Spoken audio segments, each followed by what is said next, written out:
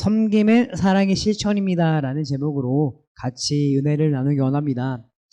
우리가 잘 아는 것처럼 세상에서는 섬김받는 사람이 더 큰 사람으로 여겨지는 시대 가운데 있습니다. 물론 서번트 리더십이라 해서 섬기는 리더십을 얘기하고 있긴 하지만 기본적으로는 섬김을 받는 사람이 큰 사람으로 여겨지는 시대 가운데 있습니다. 사실은 예수님의 제자들도 우리가 알다시피 섬김 받는 위치에 서기를 원하는 것을 우리가 봅니다. 마가복음 10장 35절에서 45절을 보게 되면은 야고보와 요한이 예수님께 요청하죠.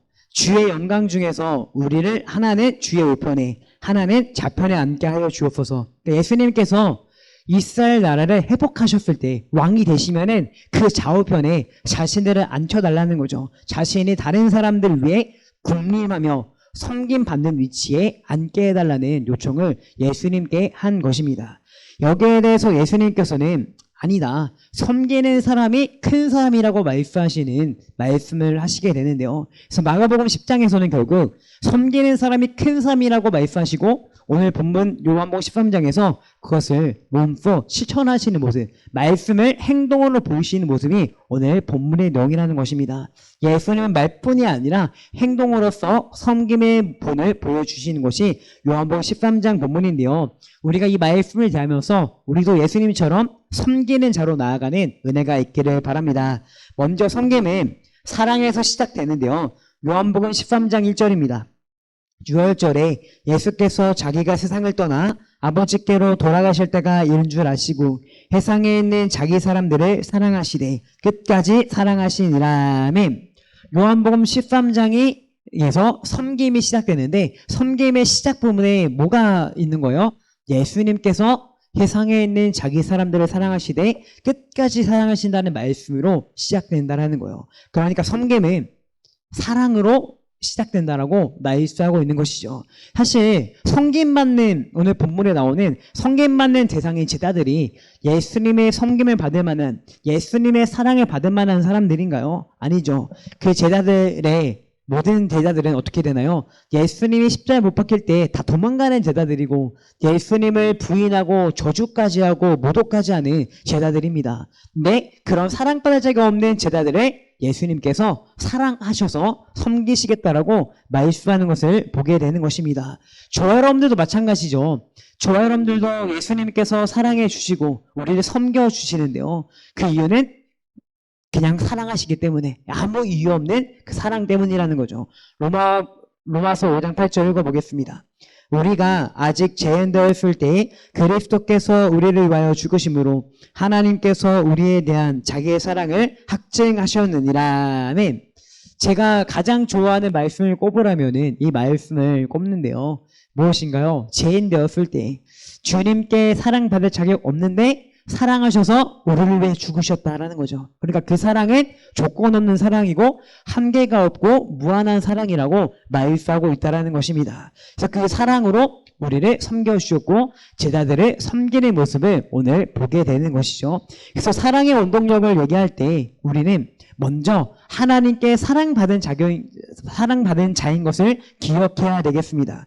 요한일서 4장 10절입니다. 사랑은 여기 있으니 우리가 하나님을 사랑한 것 아니요 하나님이 우리를 사랑하사 우리 죄를 속하기 위하여 한목제물로 그 아들을 보내셨습니다. 아멘. 무엇인가요? 우리가 하나님을 사랑하고 이웃을 사랑함으로써 하나님도 섬기고 이웃도 섬겨야 되는데 근데 그 사랑을 하고 섬기기 위해서는 우리가 먼저 하나님께 사랑을 받았고 우리가 먼저 섬김을 받았다는 것을 기억해야 될 줄 압니다. 또한 나아가 어떻게 해야 될까요? 성령 충만해야 된다라고 기승전 성령 충만을 말씀하고 있는 거죠. 로마서 5장 5절입니다. 소망이 우리를 부끄럽게 하지 아니하는 우리에게 주신 성령으로 말미암아 하나님의 사랑이 우리 마음에 부은 바 됨이니. 아멘. 성령께서 우리 가운데 역사하셔서 우리 가운데 하나님의 사랑을 부으셨는데 성령께서 우리 가운데 충만히 역사하시고 활발하게 일하실수록 우리 가운데 있는 그 사랑이 더욱더 충만하게 우리를 통해 나타나게 된다는 거죠. 그래서 저와 여러분들이 하나님을 사랑하고 이웃을 사랑하고 섬기기 위해서는 우리가 먼저 그 사랑과 섬김 받았음을 기억해야 되고, 또한 성령 충만하여서 우리 가운데 솟아나는 사랑의 열매가 가득 맺혀나야 된다. 성령의 열매가 가득 맺혀나야 된다. 오늘 오전에 말씀 봤잖아요. 성령의 열매, 사랑의 열매가 가득 맺혀나야 할 것을 말씀하고 있는 거죠. 그러니까 우리가 우리의 노력으로, 우리의 결단으로는 안 된다는 거죠. 우리가 그 사랑받았음을 기억하고 실제적으로 사랑의 열매가 우리 가운데 솟아날 때 하나님도 사랑하고 이웃도 사랑하고 섬길 수 있다라고 말씀하고 있다라는 것입니다. 그래서 오늘 본문에 더욱더 본격적으로 들어가기 앞서서 나는 과연 하나님을 사랑하고 이웃을 사랑하고 섬기는 가운데 있는지를 돌아보는, 그 중심이 바로 서 있는지를 돌아보는 시간이 되기를 원합니다. 그리고 섬김은 또한 무엇인가요? 사랑부터 시작되었다면은 사랑뿐만 아니라 섬김은 겸손이 같이 포함되고 있다는 거죠. 요한복음 13장 4절 5절입니다.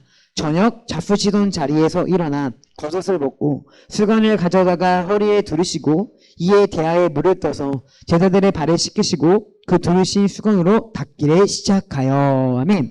예수님께서 제자들의 발을 씻기심으로써 섬김의 모습을 보이시는데 이것은 겸손한 모습입니다. 왜냐하면은 요한복음 13장 3절에 보면은 저녁 먹는 중 예수는 아버지께서 모든 것을 자기 손에 맡기신 것과 또 자기가 하나님께로부터 오셨다가 하나님께로 돌아갈 것을 아시고. 아멘.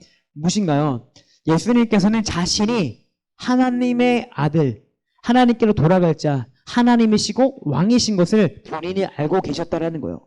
그러니까 왕이신 하나님, 신인 하나님께서 겸손한 마음으로, 낮아진 마음으로 제자들의 발을 씻기고 있다는 것을 오늘 본문은 말씀하고 있다는 것입니다. 당시 문화에서의 발을 씻기는 것은 우리가 알다시피 종과 노예들이 하는 것이었잖아요. 왜냐면은 그 모래를 샌들을 신고 다녔기 때문에 당연하게 발이 많이 더러웠습니다. 그래서 그 발을 씻는 것은 손님이 씻는 것도 아니고 당연하게 종과 노예가 씻는 것이었습니다. 근데 예수님께서 왕이시고 하나님이시고 또한 제자들에게 스승인데 스승이신 예수님께서 제자들의 발을 씻기신다는 것은 겸손의 모습, 자기 비움의 모습을 우리는 보게 되는 것입니다. 그래서 빌립보서 2장 6절 7절도 이렇게 말씀하고 있죠. 그는 근본 하나님의 본체시나 하나님과 동등됨을 취할 것으로 여기지 아니하시고 오히려 자기를 비워 종의 형체를 가지사 사람들과 같이 되셨고. 아멘. 종의 형체를 가지셨다고 말씀하는 거죠. 그러니까 예수님께서 사실 하나님이신데 우리를 섬기기 위해서 하나님이신 창조주신 하나님께서 피조물인 사람의 몸으로 시간과 공간의 제약을 한계를 가지고 있는 사람의 몸으로 오셨다는 것 자체가 겸손과 섬김으로 오셨다는 것을 우리가 보게 되는 것이죠. 그래서 예수님께서는 우리를 사랑하실 뿐만 아니라 하나님에 대해서 우리에 대해서 겸손한 모습으로 나아가셔서 섬기셨다라고 오늘 본문은 기록하고 있는 것입니다. 그렇기 때문에 조아론들은 예수님을 돌아보게 되었을 때 예수님은 섬기는 위치인가요? 아니면은 일반적으로는 섬김 받아야 되는 위치인가요? 섬김 받아야 되는 위치인데 그 예수님께서 섬겨주셨다는 거예요. 그래서 우리에게는 적용하면 뭘까요? 나 정도 위치면 내가 왜 섬겨야 되나? 내 나이면, 내 위치면 섬길 나이가 아니라 섬김 받아야 될 나이다 라고, 위치라고 말할 수 있잖아요. 그런 게 어떻게 일반적인 모습인데, 근데 예수님께 대입하면 어떤가요? 예수님께서 섬길 나이신가요? 섬길 위치신가요? 그렇지 않으시죠. 근데 그럼에도 불구하고 섬겨주셨다는 거죠. 겸손한 모습으로 나아가셨다는 것입니다. 예수님처럼 사랑과 겸손함으로 하나님과 다른 사람을 섬길 수 있는 우리가 되기를 원합니다. 그리고 그 섬김의 목적이 드러나게 되는데요. 요한복음 13장 6절 8절입니다.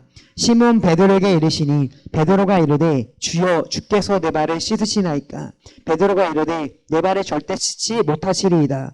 예수께서 대답하시되 내가 너를 씻어주지 아니하면 내가 나와 상관이 없느니라면. 무슨 말씀인가요?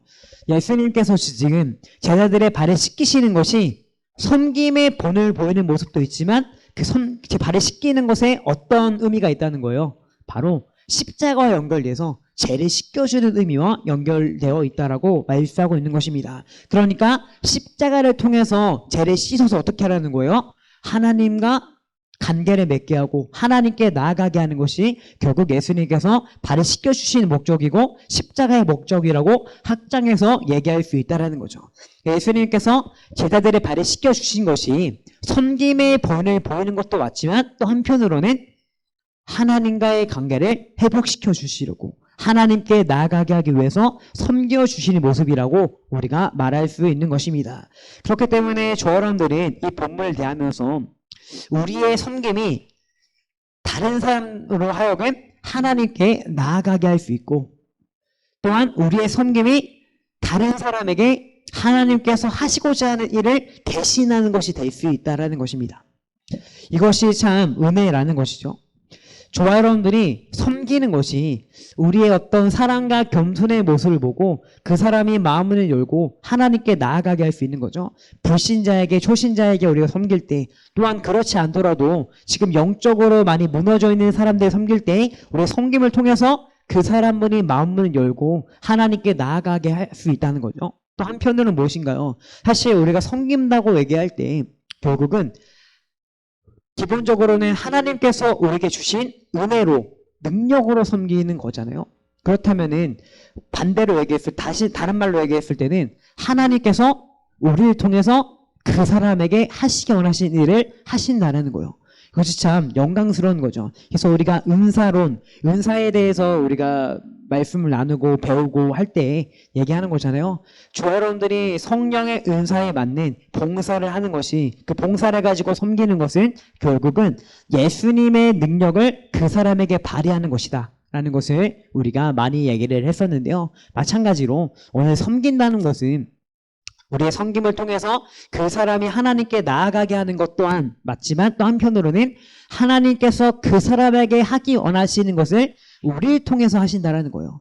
그렇기 때문에 섬김의 중요성을 우리가 간과할 수 없다는 것을 여기에서 보게 되는 것입니다. 그래서 저 여러분들이 섬기는 사람이 되기를 원합니다. 섬기는 사람이 되어서 하나님께 쓰임받는 사람이 되기 원합니다. 사실 섬김받는 사람이 하나님께 쓰임받는다라고 말하기보다는 성경의 전체적인 맥락 가운데는 섬기는 사람이 사랑과 겸손함으로 하나님께서 주시는 은혜와 능력을 사용하여서 다른 사람을 잘되게 하고 세우기 위해서 희생하고 하는 사람이 결국은 그 사람으로 하여금 하나님께 나아가게 하는 것이고 또 하나님께서 하시고자 하는 일을 대신하는 사람이라고 말하고 있다는 것입니다. 그런 영광스러운 섬김에 동참하는 우리 한 명 한 명 되기를 축복합니다. 그래서 그 섬김은 따라야 될 본이라는 거죠. 요한복음 13장 14절에서 15절입니다. 내가 주와 또는 선생이 되어 너희 발을 씻었으니 너희도 서로 발을 씻어주는 것이 옳으니라. 내가 너희에게 행한 것 같이 너희도 행하게 하려 하여 본을 보였노라. 예수님께서 보이신 것은 감탄하라고 보이신 것이 아니라 보편적으로 따라야 될 모습을 보셨다는 거죠. 예수님께서 그 섬기신 모습이 너무 멋집니다. 위대하십니다. 라고 감탄하고 끝나라고 하는 것이 아니라 나처럼 너희도 행해라. 내가 이렇게 섬긴 것처럼 너희도 섬기는 삶을 살아가라는 본으로 보이셨다는 것이 중요하다라는 것입니다. 그래서 계속해서 주님께서 강조하시는 모습을 보게 되는 거죠. 13장 15절입니다. 내가 너에게 행한 것 같이 너희도 행하게 하려 하여 본을 보였노라. 계속해서 이것은 뭐예요? 그냥 감탄하라고 보인 것이 아니라 우리에게 그 모습을 따라하라고 닮아가라고 보이셨다라고 강조하고 있는 것입니다. 그렇기 때문에 저 여러분들이 예수님의 그 섬김의 모습을 보면서 너무나도 멋지다, 위대하다라고 생각하는 것에서 멈추는 것이 아니라 예수님께서 그런 모습을 우리에게 원하시기 때문에 내가 부족하지만 조금씩 그 섬김의 모습으로 나아가겠다라는 그런 마음이 들었으면 좋겠고 그 마음 먹었다면은 행동으로 조금씩 옮길 수 있는 은혜가 있기를 바랍니다. 우리가 갑자기 엄청 큰 부분에서 섬길 수 없지만 작은 부분부터 하나님께서 마음에 감동을 주시고 생각을 주신다면은 비록 불편하더라도 뭔가 내게 손해와 희생이 따를지라도 섬길 수 있는 우리가 되었으면 좋겠습니다. 왜냐하면은 섬길 때 또한 복이 있다고 말씀하시거든요. 요한복음 13장 17절입니다. 너희가 이것을 알고 행하면 복이 있으리라. 뭐라고 말씀하시나요? 먼저는 아는 것과 행하는 것이 구분되는 거예요. 알기만 해서는 복이 되지 않는 거죠. 알았다면, 믿었다면 행해야 복이 된다라고 말씀하고 있다라는 것입니다. 저 여러분들이 하나님에 대해서, 성경에 대해서 지식적으로 알 뿐만 아니라 행함을 통해서 복을 받고 누리는 우리 성도 한 명 한 명 되기를 축복합니다. 그리고 또한 그 복은 물질적인 복일 수도 있지만 영적인 복을 포함하는 복을 말씀하고 있는 거죠. 그래서 성경에서는 항상 영적의 복을, 영적의 필요를 말씀하고 있잖아요. 저 하나님께서 믿음으로 살아가는 자에게, 순종하는 자에게, 행하는 자에게 주시는 영적의 복을, 영적의 강건함을 누리며 살아가는 성도 한 사람 한 사람 되기를 축복합니다. 그래서 저와 여러분들이 복 주세요, 복 주세요, 은혜 베풀어 주세요 라는 것을 하기 이전에 내가 과연 복받을 만하게 살아가고 있는가?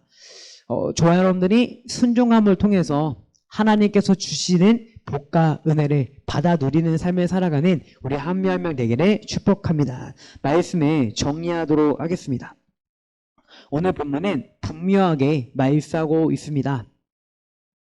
무엇인가요? 섬기는 사람이 섬김 받는 사람보다 크다라고, 가치 있다고, 귀중하다라고 분명하게 말씀하고 있습니다. 왜냐하면 당연하게 예수님을 닮은 사람이 큰 사람이잖아요. 우리 교회 안에서 또 교회뿐만 아니라 밖에서도 예수님을 닮은 사람이 큰 사람이죠. 아마 여기에 대해서 다 인정하실 것 같아요. 예수님을 닮은 사람이 성숙한 사람이고 귀중하고 가치 있는 사람입니다. 근데 예수님께서 섬기셨습니다. 그렇기 때문에 교회에서뿐만 아니라 직장이나 가정이나 학교 학원에서 섬기는 사람이 큰 사람이라는 것은 너무나도 명백한 사실인 거죠. 하나님께서 그것을 인정하시고 하나님께서 갚으시고 복을 베풀어 주시겠다라고 약속하셨다는 것을 우리가 기억하기 원합니다. 섬김은 사랑의 마음으로 겸손한 모습으로 하나님께서 주신 능력과 은혜를 다른 사람을 위해서 희생하더라도 손해를 받더라도 사용하는 것, 이것이 섬김이라는 거죠. 그런 섬김을 통해서 하나님께 그 사람이 나아가게 하는 것이고, 그 섬김을 통해서 하나님께서 하시고자 하는 일을 하나님을 대신해서 하는 영광스러운 사역이라는 것입니다. 이 사역에 동참하는 우리 양문교회 성도 한 사람 한 사람 되기를 원합니다.